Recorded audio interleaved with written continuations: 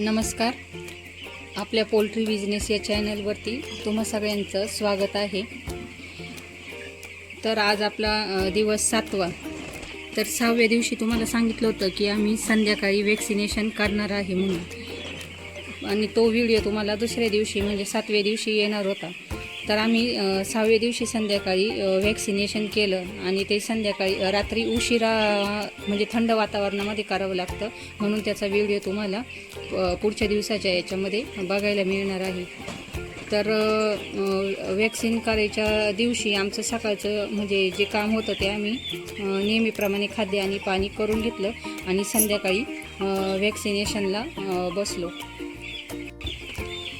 तर संध्याकाळी उन्हात म्हणजे उष्णता थोडी कमी झाल्यानंतर संध्याकाळी 7 ते 7:30च्या दरम्यान आम्ही वॅक्सिन करण्यासाठी बसलो होतो. आणि वॅक्सिन करण्यासाठी आपल्याला म्हणजे जेव्हा आपण ती तयार करतो त्याच्यानंतर 1 ते 2 तासामध्ये ती पूर्णपणे आपल्याला म्हणजे वापरामध्ये ती आली पाहिजे. जास्त वेळ आपल्याला ती ठेवायची नसते. तर आम्ही 7 ते 7:30च्या दरम्यान बसलो, आणि 1.5 ते 2 तासामध्ये आमची वॅक्सिन करून झाली. तर आमचे फार्ममध्ये आता सध्या 4200 पक्षी आहेत. तर आम्ही घरातले 4 व्यक्ती होतो. आम्हाला 4 जणांना आम्हाला जवळजवळ 2 तास वॅक्सिन करण्यासाठी लागले होते.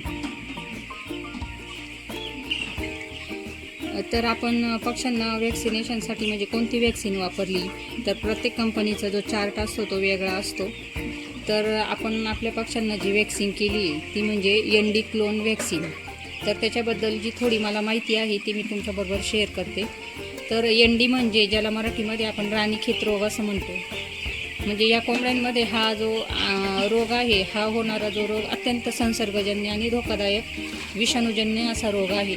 हा रोग म्हणजे एका पक्षाकडून दुसऱ्या पक्षाकडे अतिशय वेगाने पसरतो, आणि त्या रोगाची तीव्रता जर वाढली तर आपल्या फार्ममध्ये आपलं म्हणजे मोठ्या प्रमाणात नुकसान होऊ शकतं, जास्त मृत्यू होऊ शकते, किंवा शेतकऱ्यांना फार मोठं आर्थिक नुकसान सोसावं लागू शकतं. राणीखेत रोगाची जर प्रमुख लक्षणं कोणते असतील ते जर बघितले तर पक्ष्यांना श्वास घ्यायला त्रास होतो, खोकला येतो किंवा शिंक येते, खाद्य कमी होतं, हिरवट असे जुलाब होतात, मान वाकडी होते, चक्कर येते, आणि अचानक मृत्यू होणे, असं या म्हणजे रोगाचे सगळे लक्षण आपल्याला बघायला मिळतात. त्यामुळे या रोगापासून आपल्याला जर संरक्षण मिळवायचं असेल तर एनडी क्लोन हे लसीकरण अत्यंत महत्त्वाचं आहे.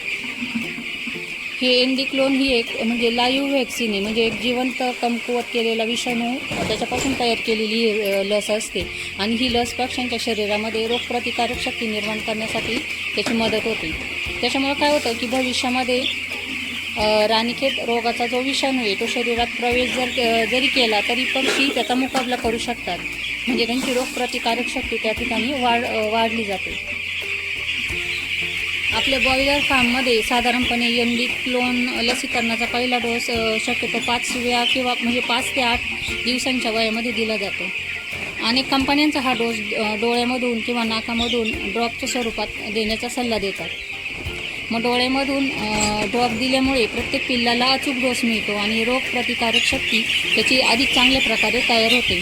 आम्हीसुद्धा आमच्या सर्व पक्ष्यांना डोळ्यातून ड्रॉप दिला आहे, ते पण तुम्हाला व्हिडिओतून बघायला मिळेल.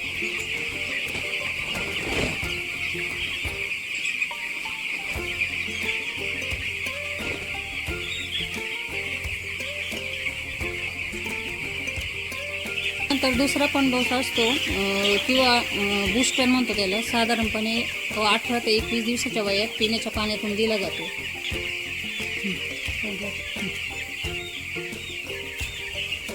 तर आपण आपल्या पक्ष्यांना जी एनडी क्लोनची जी वॅक्सिन तयार केली ती कशी बनवली, पक्ष्यांना कशी दिली, ते पण तुम्हाला आपल्या व्हिडिओमध्ये बघायला मिळेल. तर या ज्या लसीचे फायदे हे खूप आहेत.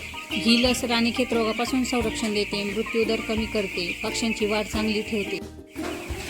लसीकरण करताना काही महत्त्वाच्या गोष्टी पण आपल्याला लक्षात ठेवाव्या लागतात, की लस जी आहे ती नेहमी थंड वातावरणामध्येच आपल्याला करायला पाहिजे, आणि लस तयार केल्यानंतर शक्य तितक्या लवकर ती वापरून घ्यायची आहे. आणि पाण्यातून लस देताना किंवा जेव्हा वॅक्सिन करायची आहे तेव्हा पाण्यामध्ये क्लोरीन किंवा अँटीबायोटिक आपल्याला वापरायचे नसतात. सर्व पक्ष्यांना एकाच वेळी लस मिळेल याची आपल्याला खात्री करायची असते. बॉयलर पक्ष्यांमध्ये म्हणजे एक लसीकरणाचा शक्यतो एक कार्यक्रम असतो की 5 ते 8 दिवसात एनडी क्लोन, 12 ते 14 दिवसात IVD किंवा नंतर IVD बूस्टर, असे सगळे गरजेनुसार तो चार्ट तयार केलेला असतो. आणि जेव्हा लसीकरण आपण करून टाकतो तेव्हा त्याच्यानंतर 1-2 दिवस पक्ष्यांना आपल्याला मल्टीव्हिटॅमिन किंवा इलेक्ट्रोलाइट दिलं तर त्यांच्यावर जो आलेला ताण असतो तो कमी व्हायला पण मदत होते. तर मित्रांनो, लक्षात ठेवा की राणीखेत रोगावर उपचारापेक्षा प्रतिबंध हा अधिक महत्त्वाचा असतो. त्यामुळे वेळेवर एनडी क्लोन लसीकरण करून आपल्या पोल्ट्री फार्मचे आणि आपल्या पक्ष्यांचे संरक्षण करणे हे अत्यंत आवश्यक आहे. जर तुमच्या फार्ममध्ये पण एनडी क्लोन लसीकरण करत असाल तर ते कोणत्या दिवशी करता ते कमेंटमध्ये नक्की सांगा. आणि पोल्ट्री व्यवसायाविषयी अशाच उपयुक्त माहितीसाठी आपल्या चॅनलला सबस्क्राईब करा. धन्यवाद.